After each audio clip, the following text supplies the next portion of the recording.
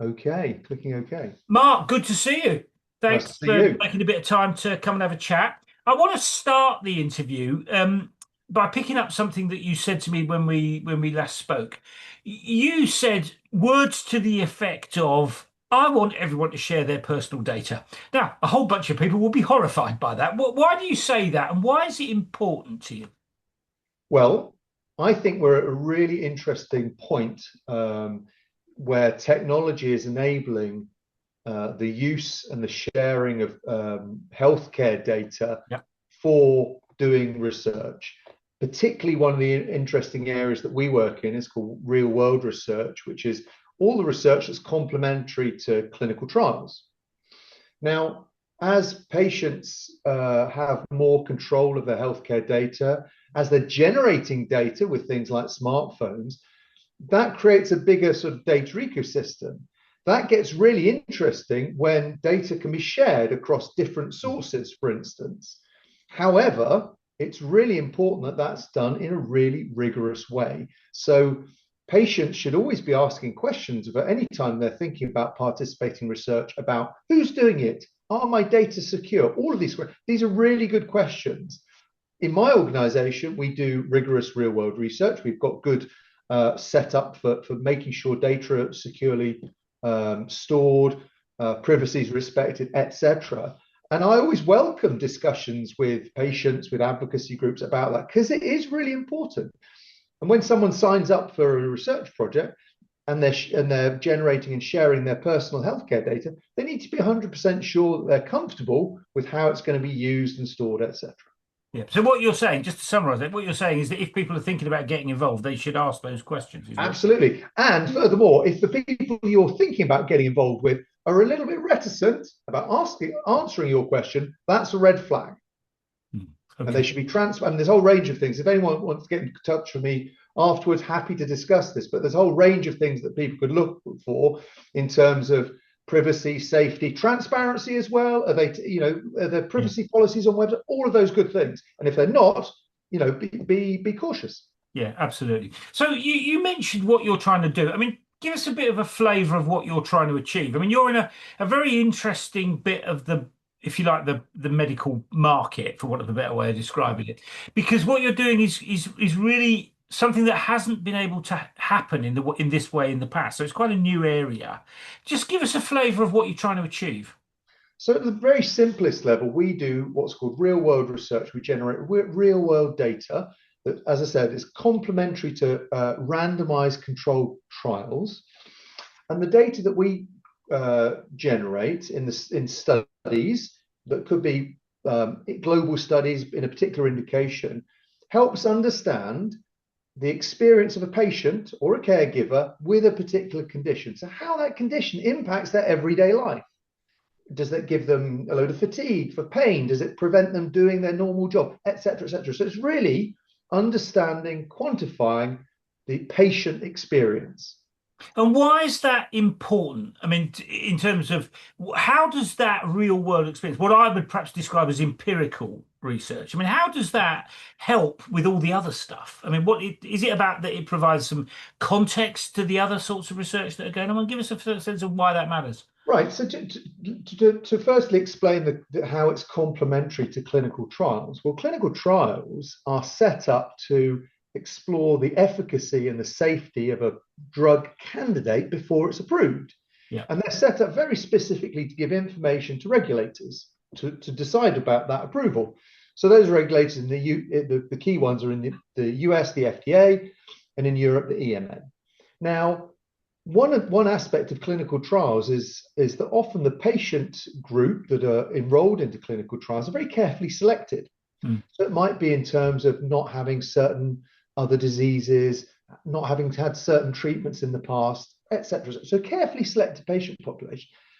Now, when a product arrives on the market after it's been approved, the real world is a bit more complicated than that. Yeah, So yeah. you might have patients being treated with the same drug who actually are a broader cohort than was found in the clinical trial. So even though the clinical trial was effective, there's still a range of questions about how it works in the real world setting. And that's really what we're helping to explore, how the real world setting, those drugs, those treatments in certain different diseases, how they impact people. Yeah. And let me ask you, one of the things that interests me about what you were doing when we first spoke about it is, I mean, if you like, your work kind of complements a whole load of other stuff that's going on, but it's also, I mean, there's a sense about it that it's challenging the kind of conventional thinking about how to understand drug use and so on. I mean, how do you feel about kind of going up against the status quo? Because it's a different approach that you're talking about, I isn't it? wouldn't necessarily characterize it as going up against the status quo anymore. If we were having this discussion Right. maybe 15 years ago, yes. But actually, there's a range of sort of tailwinds for the importance and the uptake of real world evidence that have been continually happening over this last 15-year period. So, and that means that different audiences for the data, so it could be the regulators that I mentioned, it could be groups like NICE in the UK, almost on a weekly basis, these different bodies are putting out guidance to show how they are comfortable with the inclusion of real world evidence into their decision making. Okay, so it's a continuum. So it's not necessarily against the status quo, I would say, but this uptake of real world evidence is still ongoing. So there's, it's And increased a lot, but there's still what's work to do. Yeah, what's brought about that change? Because one would assume, I mean, somebody like me, I mean, I don't know that much about medical. I'd assume, well, if it's been approved by the regulator, it must be all fine. I mean, what's driving this additional stuff? I mean, I can see the value of it, but what's driving that change to practice? Well, I think there's a couple of things. So you're right. So if it's got approval, that it is fine. But what does fine mean? It means that actually the regulators have looked at the safety and the efficacy and said, yeah, we're comfortable with that. But as I said before, in the real world, there might be different questions. There might be different people who are outside of that initial trial cohort. They may have other diseases. They may have previous treatments that weren't so different there's differences from the randomized controlled trials. And then, separately, I think there's a few technological changes that have meant that the ability to do real world research has improved. So, give an example. In many conditions, if you're trying to quantify the patient experience on a daily basis, it's quite difficult to do that if the basis of your data is only when the patient sees their clinician, let's say every 6 months. How about the possibility of getting daily data from patients when they're away from clinics? And guess what you can use to do that? Smartphones. 15 years ago, although smartphones were coming in, that wasn't really as easy to do because the 15-year-old smartphones are nowhere near as good as they are today. Now, if you want to get daily data from patients using their smartphone, it's a lot easier. And it's a lot easier for the patients as well. Yeah. So 15 years ago, it was clunky, difficult. Make the comparison between websites now and websites in the 90s.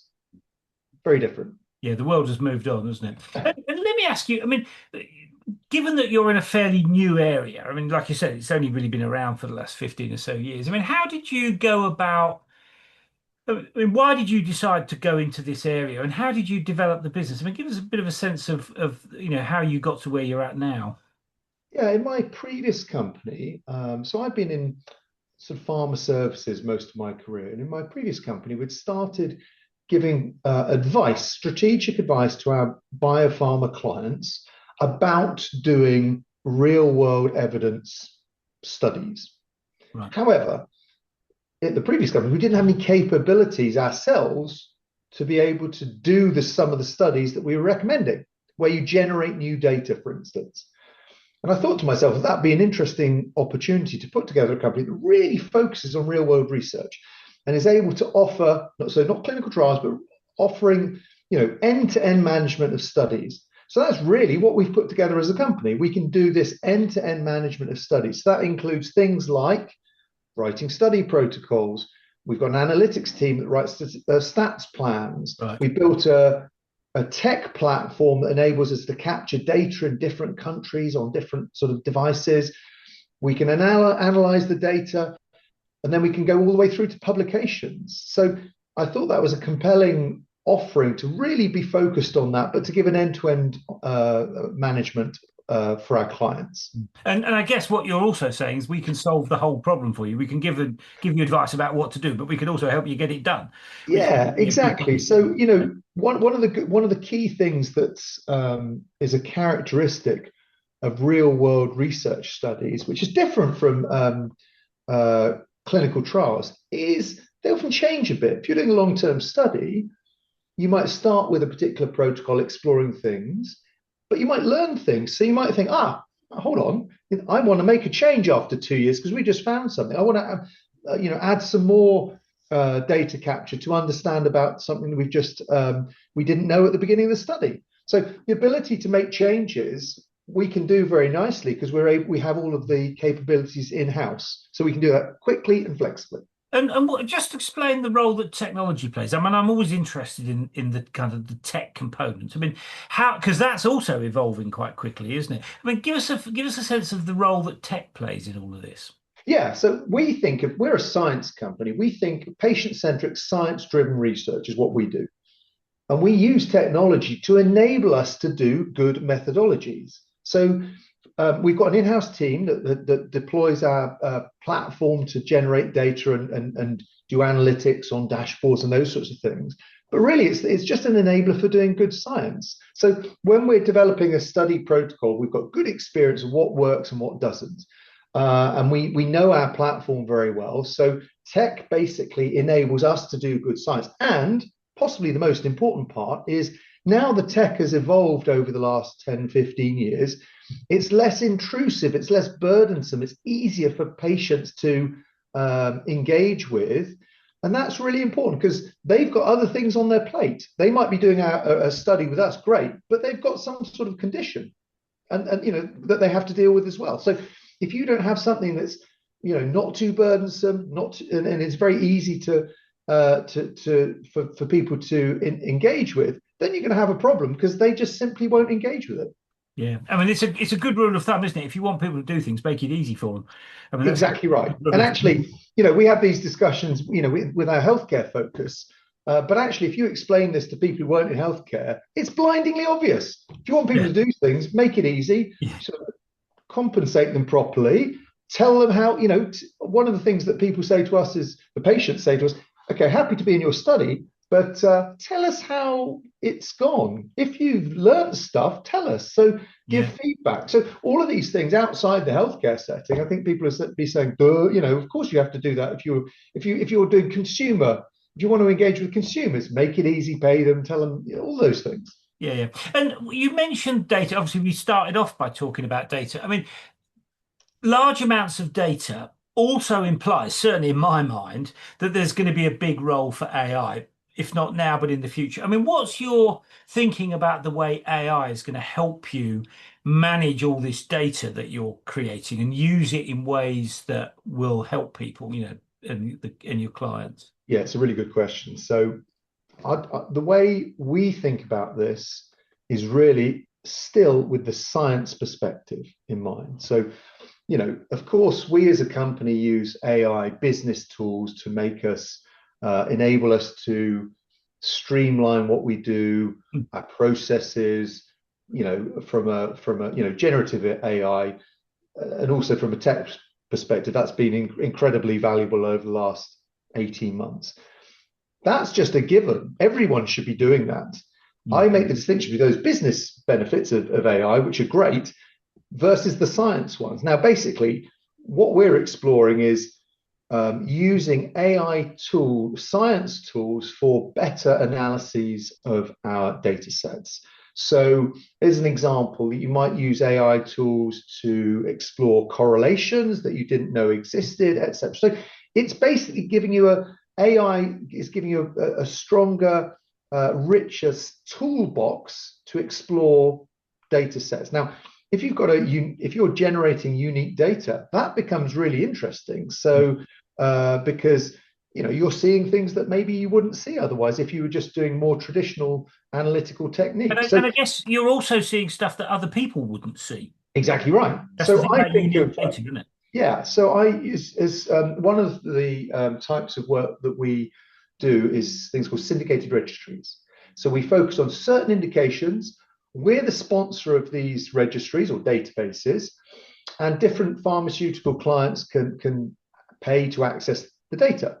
So we have a golden opportunity here with these proprietary data sets to use these advanced analytical techniques, including AI, to find out things and go proactively to some of these pharma clients and say, hey, we found something in our data set that I think could be pretty valuable for you. Do you want to talk about it? Do you want to explore that? Do you want to do a confirmatory study about that? So that framework in some ways is new because it uses AI, but actually in some ways it's not, because people were doing this pre-AI, but they just didn't have all of those tools. You still, by the way, need to know whether there's a clinical sort of validation of what perhaps a relationship you found. And if you look at a data set and you find 10 relationships, 5 of them might be spurious. So part of this framework is still having relationships with clinical experts, key opinion leaders who are involved in the science, and validate whether there's clinical plausibility for some of the things we might find. Yeah. And one of the things you just mentioned was about the way that AI has started to change your business about 18 months ago, I think was what you said. I mean, when you look back on the journey that you've been on with the business, I mean, were there moments when you faced a particular challenge where you had to do things in very different ways, perhaps that have, if you like, shaped the way the business has evolved? I mean, have you run up against those sorts of obstacles? Yeah, there have been ways that there have been the ways that we do things have evolved with the use of AI business tools. So to give you an example, the flexibility that we have within the platform that we've developed to capture data. Years ago, making changes to that platform was a lot, even minor ones, was a lot more difficult. So if you're doing a global study in 15 countries and you want to make some minor changes, they could even be text changes. 5 years ago, that was quite a difficult undertaking because you have 15 versions.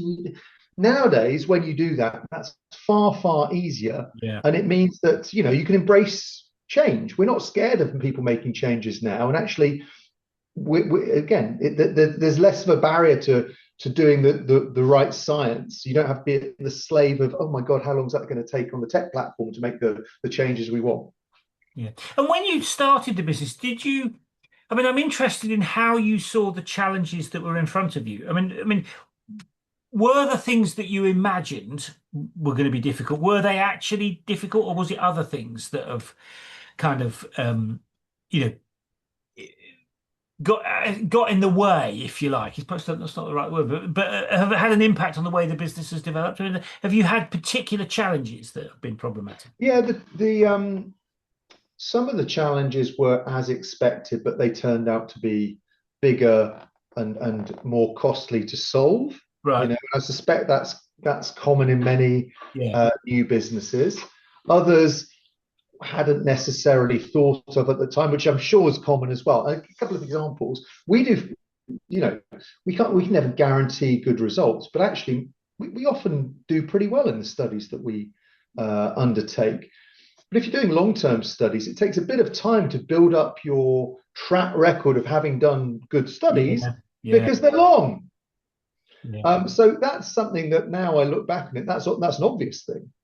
But actually at the beginning I thought, well, we'll just do this work, it'll be great. But it takes longer to build up your credibility and your track record. And then I suppose what many pharma services companies will recognize is that pharma procurement's quite tough, right? Yeah. And it's particularly tough when you're doing studies that involve data, patient data, etc. There's a whole different level of scrutiny that one comes across, which is fine. I understand why that's the case, and I'm not saying it shouldn't be, but it takes a lot. It takes it's taken more time to get everything in place to meet with that. So we've got a great track record of getting through procurement, but things like ISO certifications, for instance, when we're going through certificate procurement, we can say, we are ISO 27001, 9001 certified. Then often, the pharma company's going, oh right, okay, so this is basically going to be fine, but that's an undertaking. Yeah, it's a lot of work, isn't it? Yeah. Those sorts of things. And let me ask you another question about the way that the business and perhaps the business model has developed. I mean, to what extent has it been shaped by your values, both you as an individual and you as a business? Because I mean, the thing that strikes me about your world is there's a lot of kind of ethical stuff, Yeah. which means there's a whole set of issues around the values that underpin what you do. I mean, how has that shaped the business? Well, I think companies and values and culture are hugely Yeah, important. yeah, We operate predominantly as a remote organization. Okay, and we've done that for most of the period that we've been in existence. And in that context, you have to work a little bit differently with people. So um, people in our team have great flexibility about where they work, and many people with families are working flexibly throughout the day. But they need to have a sort of underlying belief in that we're in the culture of the company. And I think we've been quite good at that. I never want to rest on my laurels about that. There's always, more work to do. And as you scale, actually, not yeah, having that diluted is a real challenge. But we're very lucky in that I can point to key people in our team that have been with us, over 5 years. And part of that is we're able to offer them interesting opportunities, but also working in a place that they like from a culture and a values perspective. And part of the back to the data, when we don't want to cut corners on how we treat data, how we treat patients, etc. And they buy into that, I think. So it is pretty important. Put another way, I think if you don't have that, you could be in pretty big trouble. And it's quite difficult to start that where you haven't had that before. yeah. I mean, you mentioned culture. I mean, my experience is, doing business in, I don't know, Singapore is very different from doing business in LA. And you work all over this place, don't you? I mean, Yeah. and that means that dealing with patients in different cultures is an important aspect. I mean, how do you manage those challenges? Because that's to do with kind of cultural acceptance, Yeah. and the kind of norms around what people are happy with, not happy with, what they're prepared to talk about, and so on. I mean, how do Yeah. you handle those things in the context of the research that you're doing?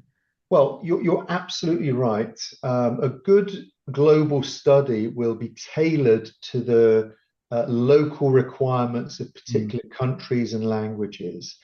And there's different ways that one can do that. But again, one of the key ways that we find really valuable to enable us to tailor studies in that way is the relationships which we might build with particular stakeholders in different countries. So, as an example, we've done studies where we set up scientific multi-stakeholder advisory boards where you have an advocacy group representative and a patient representative in each of the countries that the study is going to be rolled out to. So when we're designing the studies, we'll talk to those people and we'll explore some of these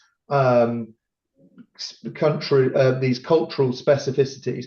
In some ways, there's not rocket science about this. The more you engage with those people, the better you can understand what their situation is and make those changes accordingly. Now, it does take time. Mm. And time is money, etc. But that's the right way of doing it. Yeah, yeah. And let me ask you about the role of the CEO. I mean, I think the CEO roles. I mean, it's a critical issue. It's the role that makes the business, in my view. One of the things that's interesting about that job is how you, as you're thinking about building the business, how do you work out what to focus on and what not to focus on? I mean, the thing that, there's a billion things you could do, but actually there's only a very small proportion of those things that are the right things to move you forward. I mean, how do you work out, what's your take on working out the right way forward? How do you kind of cut through the noise to get to the important stuff? Well, there's a couple of things to say about one is about prioritization. At any particular time, I'm thinking about what are the key areas that I think I can um, influence the most in the value of the company and how we're scaling. And those things are not static; they change over time. Move, don't they? Yeah. And some of them are short term and some of them are long term. And actually, part of that evolution is about the rest of the team as well. So, one of the key drivers of our success is the quality of the team. So, as an example, at the moment, we've made some really brilliant senior hires recently who are going to be, the motors of the next level of the development of the and scaling of the company. Now, making those hires was one of my priorities because I knew that they could have a particular impact. But once they come on board, one of my other roles will be to get out of their way. Yeah. And that will, I'll think, well, this person's doing all those things. So we'll talk about them, obviously, but that's their responsibility and that's their opportunity for development. That means my priorities will change. So, I mean, it's an ongoing discussion. And basically, it's not just about I have a view on this, but that's a discussion also with the senior team. Yeah. Yeah. And let me ask you about one component of that. I mean, one of the things about building a business today is there is huge amounts of uncertainty. I mean, at the moment, in the news, there's all the stuff about the tariffs in America and, and all those stuff in the macro environment. And then there's changes to the way individual countries do things, the EU doing things in one way, or China doing it in another, and so on. There's a tremendous amount of uncertainty. One of the jobs of the CEO is to figure out a way through that uncertainty. I mean, what's your feelings about dealing with? I don't think it's ever been as much uncertainty as there is Yeah. now. It's my kind of take. Perhaps I'm over egging that, but uncertainty is a Yeah, big issue. I think you're right that there's more uncertainty now than there had in the area that we work in than before. And I give you one example back to AI, right? So many of the pharma services companies that we see at conferences, etc., have an outlook that I would say is pretty uncertain, given that a chunk of the offerings that they Mm, have had or historically are being transformed by AI.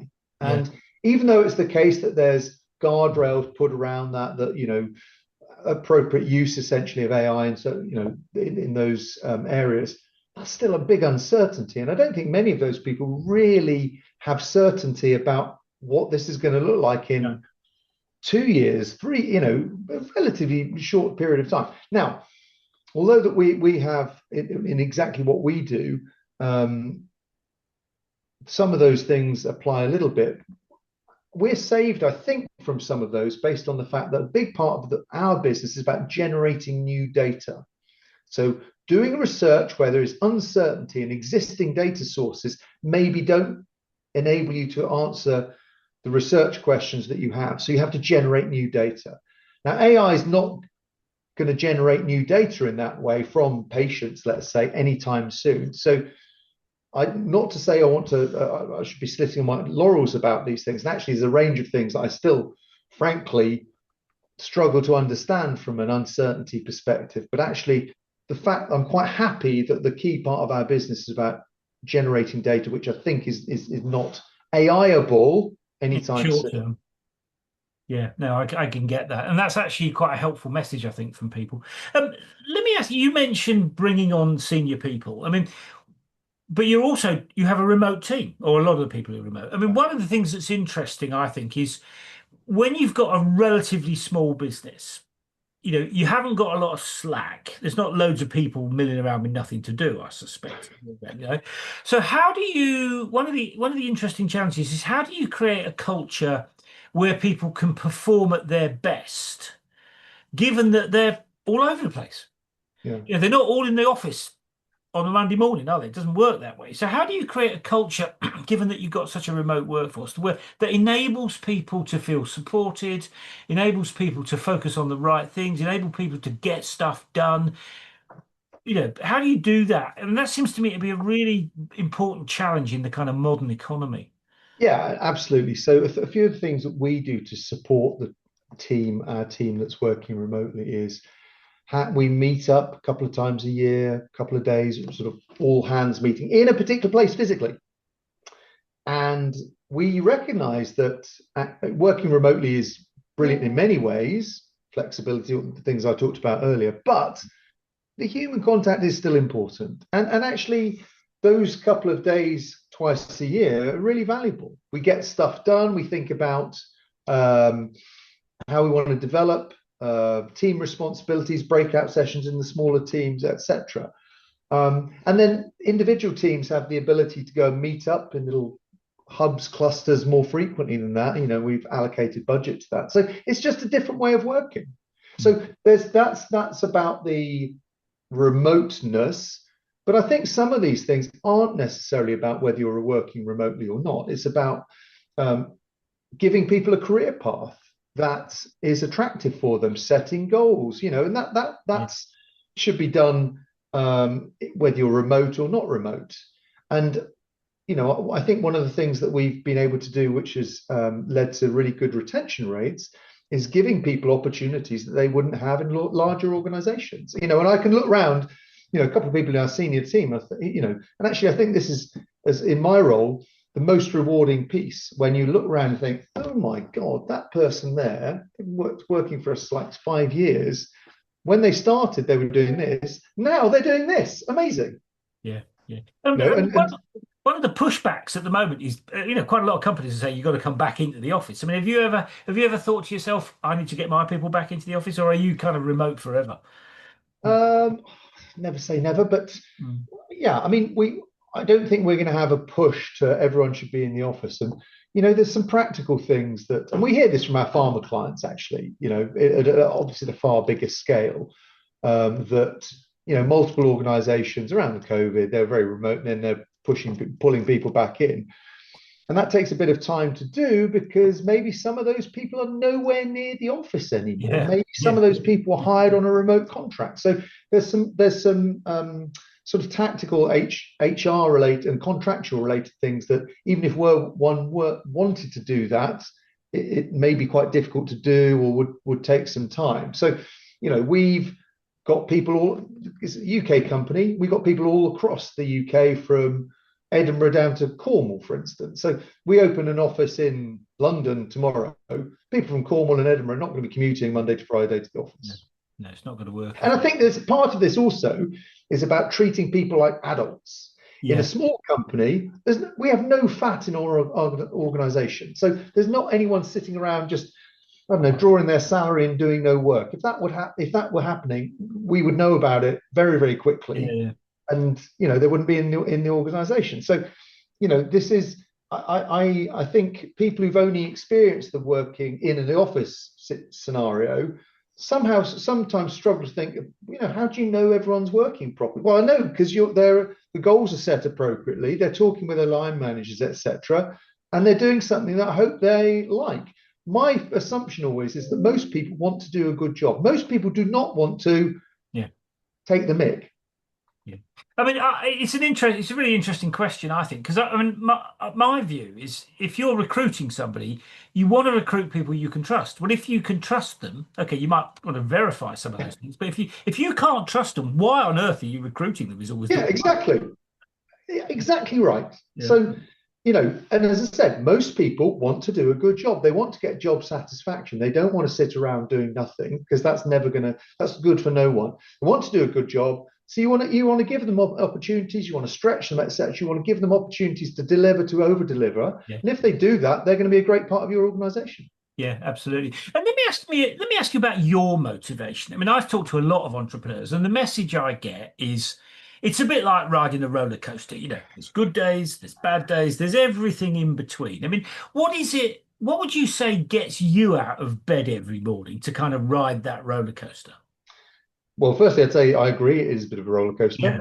That's always a good description. The thing that I get excited by is, what we're doing. So there's innovation. So we as a sort of team sit around and think, we do other things as well. We think, well, hold on, we could do it like this.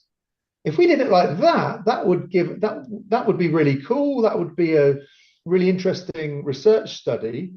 And then when you do it, and it doesn't always work, unfortunately. But then when you do that, it's wonderful. You think, oh my goodness, we sat around, we had this idea, we put it into place, and look at these results. And then if that happens, it's almost like a sort of virtuous circle. It's good for us, it's good for the clients, it's good for the patients. They're the most important people, where you're actually finding something else out about a disease or their situation that they didn't know, and it's wonderful. And that's really invigorating when that happens. And doing it with people, your colleagues, that you really value, that you've known for a while, and you're in the sssame situation. Yeah. And would you say that that ability to experiment, innovate, do stuff in new ways, is that a contributor to the success of the business? I mean, is that at the heart of what makes your I business? think so. I think, again, back to us as a small company, one of the things we can do is innovate. And I frequently have this discussion with the team about, we can do what the hell we want. If there's a situation where suddenly we're sort of saying, oh, I don't know, that's we're being too conservative about things, and that's a red flag, because I think some of our bigger competitors have those red flags. And one of the ways we attract brilliant people is they think to themselves, oh, cool, we could go to this company, we could basically have carte blanche, and there has to be a business case behind it, etc. But we have a lot more ability to be involved in interesting studies, innovation, than maybe at the £800 gorilla CRO. Yeah, absolutely. And we talked earlier on about the kind of critical incidents or critical things that had an impact on the growth of the business. I mean, would you say there have been critical moments that have kind of shaped you as a CEO in terms of how you do things? Have you had experiences like that? Yeah, I mean, during the development of the company, there's been the key milestones, I guess, would be some of them around people, hiring brilliant people that move things forward. Some are around winning particular clients, and some of them are around, losing things not working, and then having a little bit of resilience that, okay, get back to the roller coaster. It's a little dip. It's not a big dip. That's going to be a little dip, and then we'll have a bigger rise after that. And having a little bit of strength in one's convictions that the thing we are doing is the right thing to do. It's a good and a valuable thing to do, but it might take a bit longer than you anticipated at the beginning. And I mean, you mentioned things not working. I mean, one of the things that I really like about the kind of entrepreneurial world is that most of the CEOs, most of the companies I've come across, they're very good at trying stuff out. They make lots of mistakes, but they're very quick to adapt when they do make mistakes. I mean, how has the kind of the constant mistake making, for want of a better way of describing it, how has that shaped the way you think about doing business? Um, well, not to be afraid of risk, Mm, but not, I mean, the devil's in the detail as well. yeah, So also to be able to, I've got a scientist by background, to be able to, as best one can, try and measure and quantify what that risk is going to look like, so that, it is the right level of risk that you're prepared to take. And you didn't think it was a small one, turned out to be, a massive yeah, one. yeah. That can be just shoddy analysis or planning. So there's always an element of risk, but I think we operate in a quite a conservative environment, and so there's an opportunity. The flip side of the risk is the opportunity of taking some of this innovation to clients and saying, "Look, we're going to do this. Do you want to get on this ride with us as well?" And they're looking to smaller companies like us to be the motors of that innovation. I mean, that's something that small companies can do that big companies often can't do, isn't it? Which is one of the reasons it's so important, I think. Yeah, great. Yeah. Let me ask you, when you look back on the journey, are there, I mean, looking back on it, what would you say the big things are that you've learnt along the way? Anything that's really changed you that you now do completely differently as a result of the things that you've learnt, perhaps? About doing completely differently. This is maybe a question you should ask some of my team, but I think the resilience is the biggest thing. It takes a lot longer to do some of these things than I thought at the beginning, and not that I didn't know this at the beginning, but it lives and dies by the quality of the team that you have around you. No, there's pretty much no one person really successful companies. You can only, if you've got a series of individuals who are motivated and enabled to progress, then that's when things really become interesting. When you've got multiple drivers of development, yeah, and but those things don't take necessarily. You can't necessarily do them overnight. It depends on what you're working in, and we work in a very regulated environment. So as I said, getting all of the foundation building blocks in place for doing this sort of work does take a bit of time. Yeah, I mean, I've never met a CEO who thinks that it happens quick enough. Everyone I know wants it to happen quicker. I mean, it just the world just doesn't work that way, does Yeah, it? You know, yeah, exactly. I know. There's a lot of talk at the moment about these, one person unicorns where everything's done by AI. I mean, and that would be an interesting thing to see when it happens. But I don't think it's going to happen anytime soon. Yeah, and in the work that we do, that's, I mean, as I said at the beginning, AI is helping us, and actually the ambitions for us as a company are more easily attainable with some of those tools. But it's still not nowhere near a one person company. There's still a load of work to do. And give you one small example. When we talk to patients, they don't want to be talking to an AI chatbot, frankly. Even if we could say, "Oh, hold on, cleverly, we do lots of conversations with patients. Let's do that with an AI chatbot." Yeah, maybe you could, but patients don't want that, frankly. Often they want to talk to a human. Don't we all? One last question. If you were to offer some advice, I mean, given what you know now, if you were offering some advice to, let's say, a rookie CEO, somebody just starting out on the journey, I mean, what would that one piece of advice be, perhaps? Relationships. You're not going to do it on your own. Find yourself good experts in your field. Put together a good board of experts who can help you. And if you're able to do this, you de-risk the whole process for you. It might be the case, and this is often the case, that actually your idea wasn't a good one, but those people will tell you that. So better to get that advice early rather than try and do it yourself for an extended period of time and then have problems later. Yeah, I mean, what you're saying is surround yourself with good people, isn't it? Yep, exactly right. And I mean, I think that's pretty good advice Yep. in any business situation, actually. A useful piece of wisdom there. Mark, thank you for taking a bit of time to talk us through that. I mean, it's a really interesting area that you're working in. And I know because we've spoken about it, you're doing some really interesting research projects. So thank you for making a bit of time to come and share your experiences. I mean, absolutely fascinating and good luck going forward. Many thanks. Really nice to talk to you, Paul. Thank you. Cheers, Mark. Bye bye.